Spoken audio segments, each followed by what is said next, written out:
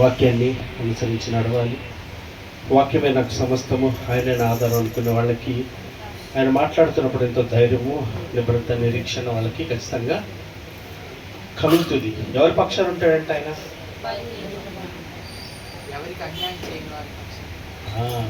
మనం ఎప్పుడైతే వాక్యానుసారంగా ఉంటున్నప్పుడు మన ధైర్యం ఏంటి తెలుసా? ఆయనే అవుతాడు. దేవా, నువ్వు నా పక్షాన ఉంటావు, నన్ను ఏమాత్రం విడిచిపెట్టే దేవుడు కాదని విషయాలు మనకు అర్థం. మొదట విషయాలు ఏం నేర్చుకున్నాం మనం? ఎదుటి వాళ్ళకి పెట్టే విషయాలు ఎలాగా పెడుతున్నాం. అనేకులు ఆతిథ్యం ఇస్తూనే అనంట దేవదూతలకి సహాయం చేసిన వాళ్ళు ఉన్నారంట. మనం చేసేది ఎవరికి చేస్తున్నాం? చేయాలంట దేవునికి మాత్రమే చేస్తాం. మనుషులు ఎవరిని చూసి వీళ్ళకి పెడుతున్నాం, వాళ్ళకి పెడుతున్నాం, వీళ్ళకి ఇస్తున్నాం, వాళ్ళకి ఇస్తున్నాం, ఆయన సహాయం చేస్తున్నాం కాదు. కానీ నేను దేవునికే చేస్తున్నానని చేయాలి. ఎదుటి వాళ్ళ సంగతి వాళ్ళే చూసుకుంటారు. ఎదుటి వాళ్ళ సంగతి మనం చేసే దాంట్లో యథార్థత ఉండాలి. మనం చేసే విషయంలో వాక్యానుసారంగా ఉండాలి. మనం పెట్టే విషయంలో దేవునికి చేస్తున్నవారు మాత్రమే చేసినప్పుడు దేవుడు మెచ్చుకునేవాడు. ఎదుటి వాళ్ళు కాదు మనం మెచ్చుకునే. ఎదుటి వాళ్ళ సన్మానాలు, ఎదుటి వాళ్ళ ఘనతలు, ఎదుటి వాళ్ళ విషయాలు మనకి అవసరమేమి లేదు. ఆ విషయంలో చాలా జాగ్రత్తగా ఉందాం. ఒకవేళ ఇప్పటి నుంచి పెట్టే విషయాల్లో పెట్టాలి కదా, చేయాలి కదా, చేయకపోతే ఎట్లాగా వాక్య అలా కొనుక్కుంటా సొనుక్కుంటే మాత్రం మనం పెట్టకూడదండి. పెడతాం కూడా ఒక గొప్ప భాగ్యం ఎంచుకొని పెట్టాలి. అది క్రీస్తుకి పెడుతున్నామని పెట్టగలిగినటువంటి ఇది మనకి రావాలి. ఆ విషయంలో సరి చేసుకుందాం. రెండో విషయం ఏం చెప్పారు?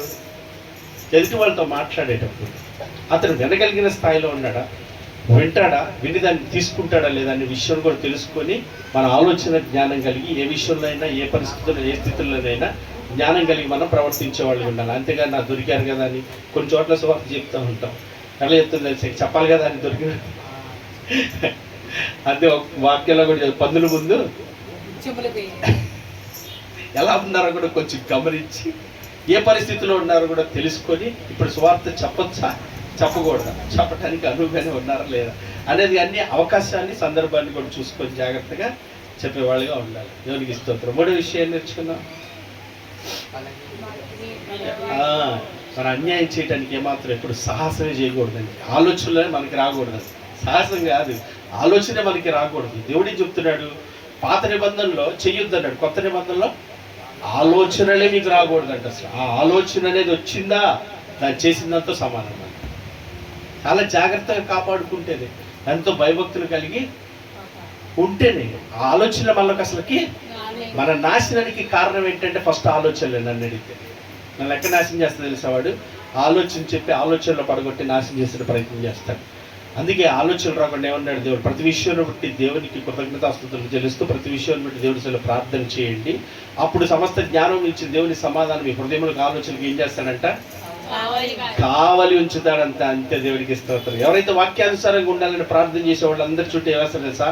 కావలి ఉంటాడు. ఆ వాక్యాన్ని దాటి వేరొకడు ఎవడైనా వచ్చి ఆలోచన చేయాలి, చెప్పాలి అని అంటే ఎట్టి పరిస్థితులు జరిగే పరిస్థితి కాదు. దేవుడికి స్తోత్రం కలుగుతుంది. ఇప్పుడు చూడండి, మన జీవితంలో ఎన్నో పరిస్థితుల గుండా వెళ్తూ ఉంటాం, ఎన్నో సమస్యల గుండా వెళ్తున్నప్పుడు ఆలోచన నువ్వు దేవుని వాక్యాన్ని అనుసరించేవాడు నువ్వు నేనైతే కనుక ఆ వాక్యాన్ని జాగ్రత్త హృదయలో పెట్టు. అంతకు మించి ఏ ఆలోచన వచ్చినా వెంటనే నీకు బయలుపరుస్తాడు దేవుడు. ఇది దేవుని వాక్య సంబంధమైంది కదా, ఎవడో నాకు వేరొక ఆలోచన చెప్తున్నాడు అని ఆలోచన ఎప్పుడు తీసుకో.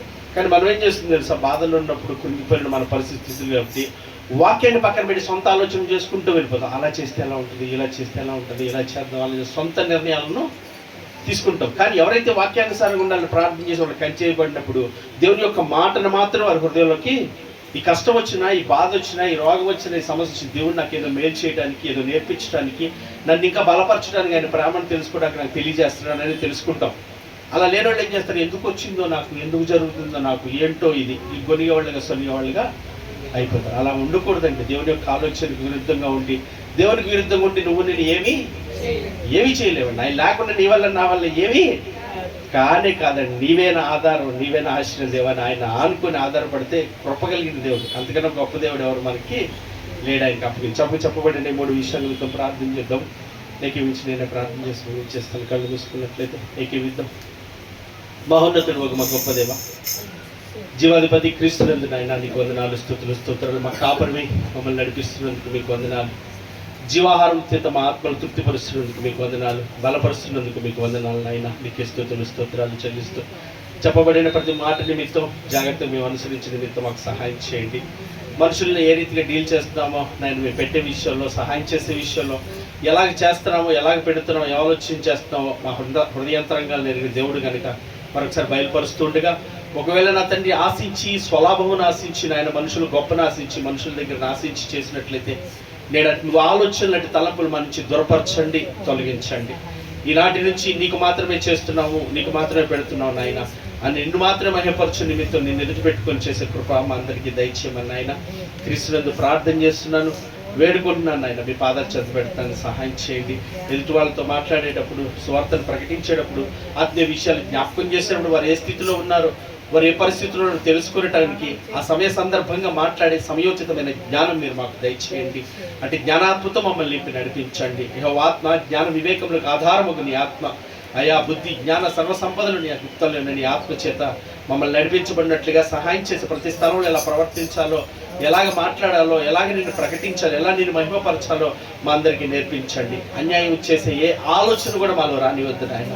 మా పొరుగు వాళ్ళకి ఎప్పుడు ఏ అన్యాయము కానీ, అక్రమం కానీ అయ్యా చేయకుండా ఆలోచనే మాలోకి రానివద్దు. వాళ్ళని ప్రేమించిన తండ్రి నాయన, మేము చేయగలిగినంత మటుకు చేయటానికి నీ సహాయం చేత, నీ కృప చేత చేసేవారిగా ఉండటానికి సహాయం చేయండి. అన్యాయస్తుల పక్షాన్ని ఉంటావు నా తండ్రి నాయన, దిక్కులేని వారి పక్షాన్ని ఉంటావు, దరిద్రుల పక్షాన్ని ఉంటావని నాయన, నిన్ను నమ్ముకున్న వారి పక్షాన్ని ఉంటావని తెలుసుకునే జ్ఞానం మాకు దయచేసి నడిపించండి. వీటన్నిటికి ఆధారమైన నీ వాక్యాన్ని విడిచిపెట్టగా నిత్యము ధ్యానించడానికి సహాయం చేయండి. చెప్పబడిన మాటలు హృదయలో స్థిరపరిచి ఆ రీతికి బ్రతకడానికి కృప చూపించండి. వీటన్ని మా జీవితంలో నెరవేర్చబడి నీ వాక్య సత్యం నమ్ముతున్న మేమందరం ప్రార్థించే విషయంలో ఆసక్తి కలిగి, దేవా ఆ కార్యమును మేము కనులారా చూసినట్లుగా, మా జీవితంలో నెరవేర్చినట్లుగా నీ పరిశుద్ధాత్మతో మమ్మల్ని నింపి నడిపించమని, నీకు అప్పగించుకునే జ్ఞానం మాకు దయచేయమని ప్రార్థన చేస్తున్నాను నాయన. ప్రార్థించే విషయంలో బలహీనులు కాక అయ్యా తండ్రి, నీ వాక్యానుసారంగా ప్రార్థించుటకు సహాయం చేయండి. నీ వాక్య నెరవేర్పు కొరకు, నీ వాక్యం సారాంశం చేత నింపబడి దాన్ని ఆయన అనుసరించడం కొరకు ప్రార్థించే అనుభవాలు సంగమునకు దయచేసి బలపరచమని ప్రార్థన చేస్తున్నా. వాక్యమిత నీ దాసుని కుటుంబాన్ని బలపరచండి నాయన, మీ చిత్తానుసారంగా నడిపించండి. ఏ స్థితిలో, ఏ పరిస్థితిలో ఉన్నా నీకు మాత్రమే మహిమ కలుగునట్లుగా నీ ఆలోచన చొప్పున నడిపించబట్టు చూపించి మార్గాలు సారాలు పరిచి నీ మహిమ కొరకు నడిపించమని ప్రార్థన చేస్తున్న సంఘ బిడ్డలందరినీ బలపరచండి. ఏ విషయంలో అధైర్యపడక, భయపడక, కురిగిపోక, వెనుదిరక నీ మీదే మనస్సు పెట్టిన ఆయన నీ మాటలు హృదయంలో నిత్యము ధ్యానించుకుంటూ నీ మాట చొప్పున మాత్రం ముందుకు సాగిపోవటానికి సహాయం చేయమని ప్రార్థన చేస్తున్నా. రాలేకపోతున్న పిల్లలు ఉన్నారు, వారిని బలపరచండి. ఎందు నిమిత్తం రాలేకపోతున్నారు, వారి బలహీనతలోని బలమును పరిపూర్ణపరిచి వారికి మార్గాలను సారాలు పరిచి నీ కృపతో కనికరించండి. ఇక్కడ జరుగుతున్న ఆరాధనలు నీకు మహిమకరంగా నీ స్వరమున నీ ప్రజలు వినిపించబడి అనేక రక్షణ, విడుదల, మారుమనసు సర్దుబాటు కలిగినట్లుగా నీ కృపతో కనికరించండి. ప్రాంత ప్రజలను దర్శించండి నాయనా, వారికి ఉన్న బంధకాలను విడిపించి నీ కృపతో రక్షణ భాగ్యాన్ని దయచేయండి. అయా మాకు ఇచ్చిన పనులు, ఉద్యోగాలు, వ్యాపారాలు, చదువులు అంతటిలో నీ కృపా కాపుదలు, ఆ స్థలంలో నీ వాక్యాన్ని మాత్రం అనుసరించే కృప మా అందరికీ దయచేయమని మీ పాదాలు చెంత పెడుతూ నీ కృపని ఆశ్రయిస్తూ యేసుక్రీస్తు శ్రేష్టమైన నామం పేరిట ప్రార్థించి వేడుకొనిచున్నాము పరమ తండ్రి. ఆమేన్. పరలోకమందున మా తండ్రి, మీ నామం పరిశుద్ధపరచబడును గాక, మీ రాజ్యం మాకు వచ్చునుగా, నీ చిత్తమే పరలోకమందు నెరవేరుచు ఉన్నట్లు ఈ భూమి యందు నెరవేరును గాక. మాకు కావలసిన ఆహారం మీరు మాకు దయచేసి మా తండ్రి, మెడల అపరాధం చేసిన వారిని మీకు క్షమించులాగా మా అపరాధాన్ని క్షమించుతాను. ఇప్పుడు శోధనలో తేక కీడు నుంచి తప్పించండి. ఎందుకంటే రాజ్యము, బలము, శక్తి, మహిమ నిరంతరము నీవే ఉన్నావు తండ్రి. ఆమె ఆశ్రయంతో ముగించుకుందాం. సర్వ సృష్టికర్త అయిన మన తండ్రి అయిన దేవుని ప్రేమయు, సర్వమానవాళి రక్షకుడైన మన ప్రభువైన యేసుక్రీస్తు వారి కృపయు, మనల్ని ఆదరించి బలపరిచి మన ఎందు తండ్రి చేతులను జరిగించే పరిశుద్ధాత్మ యొక్క అన్యోన్య సహవాసము, సన్నిధి, సహాయం కూడి ఉన్న మనకును, ప్రార్థించిన బిడ్డలకు, సకల జనులకు, సకల పరిశుద్ధుల వాక్యమిత్రుల సేవకులు కుటుంబానికి సదా తోడుగుని ఆయన ఆత్మచేత నీ ఆయన చేతమే నెరవేర్చును గాక. కృప మనందరికీ తోడే ఉండదు గాక. God bless you. దేవుడు మనందరూ ఆయన ఆత్మలో దీవించును గాక.